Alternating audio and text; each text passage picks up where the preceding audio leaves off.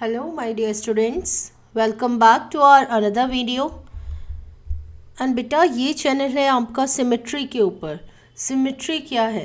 Actually बेटा symmetry का मतलब होता है बैलेंस।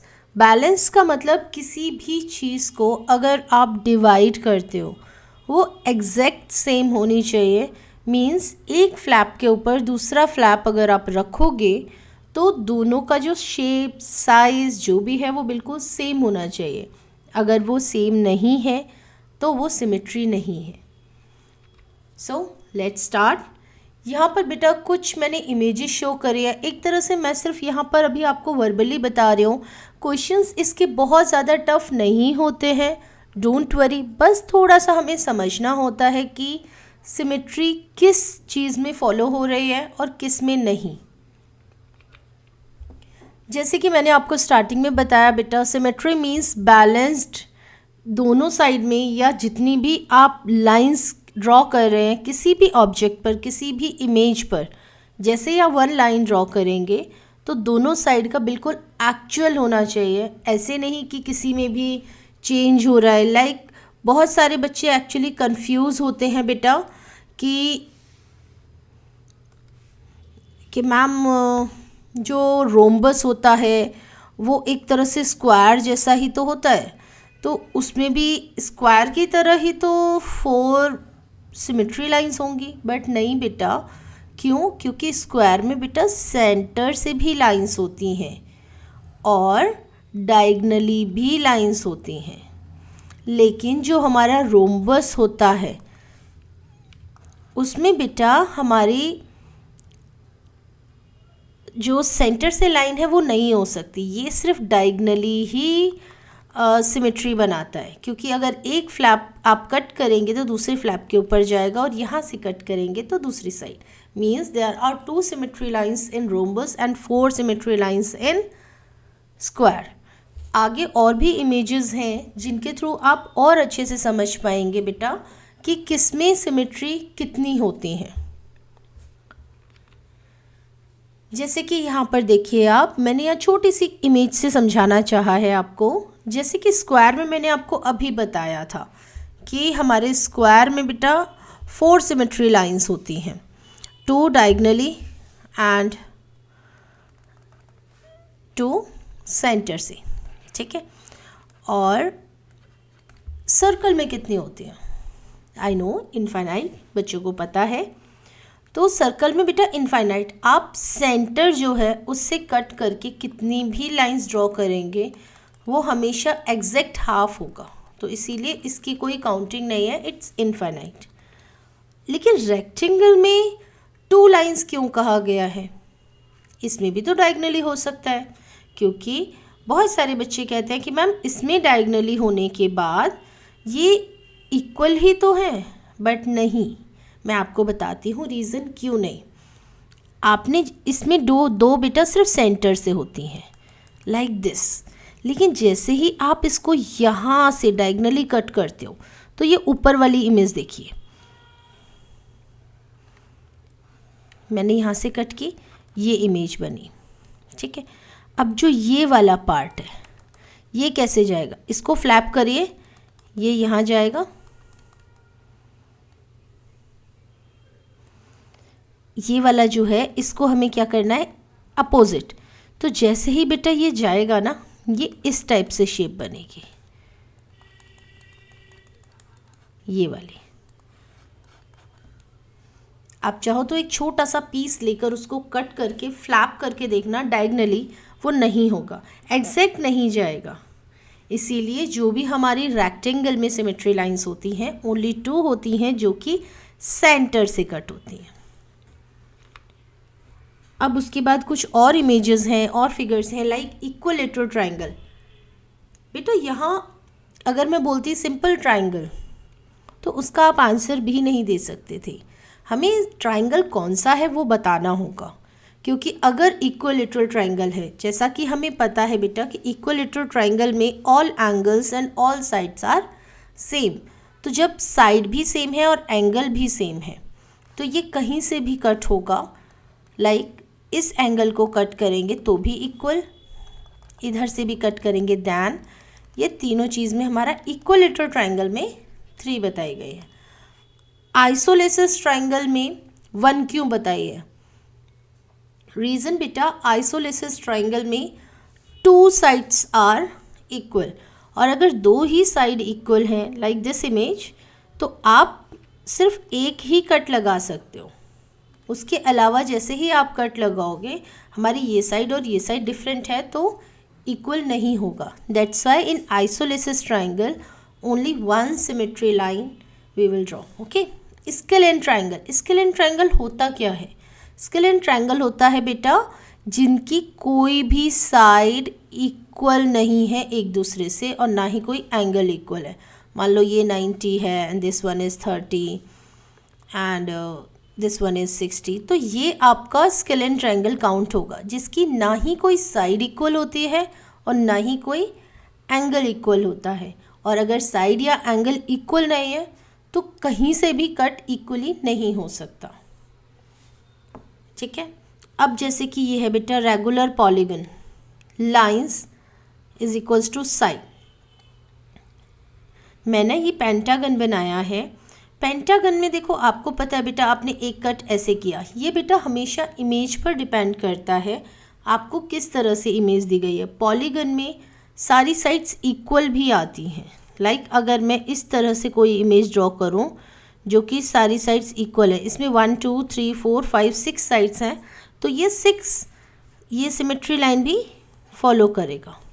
3 4 5 6, ठीक है। लेकिन अगर मैंने ये पेंटागन बनाया है, इस पेंटागन में सिर्फ 1 सिमेट्री लाइन बनेगी। तो हमेशा शेप या जो भी आप इमेज देखेंगे उसके अकॉर्डिंग ही कट करके चेक करना। कट करके मीन्स पेंसिल से। नेक्स्ट आता है बेटा रोटेशन, मीन्स ये पॉइंट है रोटेशन सिमेट्री। अगर आप इस चीज़ को रोटेट कर देंगे तो क्या हमारी जो सिमेट्री है वो सेम रहेगी? लाइक स्क्वायर में हमें पता है हम अगर कितना भी रोटेशन कर लें, ऑर्डर हमारा 4 ही रहना है और इसके जितनी भी सिमेट्री लाइंस हैं सेम बननी है। अब इक्विलेटरल ट्रायंगल उसका भी सेम बनेगा, रेक्टेंगल उसका भी सेम बनेगा। ठीक है, अब यहाँ पर बेटा कुछ आते हैं हम line symmetry in alphabets and numbers, कि कुछ जो आपको यहाँ पर अल्फ़ाबेट्स दिए हुए हैं, नंबर्स दिए हुए हैं, इनकी सिमेट्री कैसे है। यहाँ पर मैंने बेटा सिर्फ सिमेट्री वर्ड्स लिए हैं।